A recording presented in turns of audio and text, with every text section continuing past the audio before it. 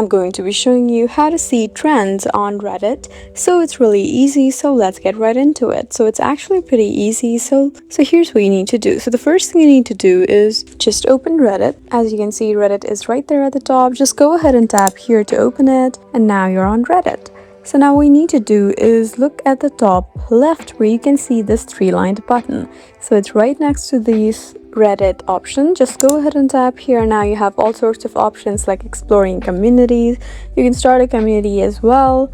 You have games, you have recently visited, subreddits, and right below you have trends. So this is what we need. Just go ahead and tap on trends, and once you're here, now you can see all of the trends you're into and everything you've explored, your conversations about news, things you've replied to, some mentions that you like. You have past months, you can also see past 3 months as well, and that's how you see trends on Reddit. I hope this video was helpful for you. Please leave us a like and drop us a comment down below, and we'll see you again in our next video. Thank you for watching.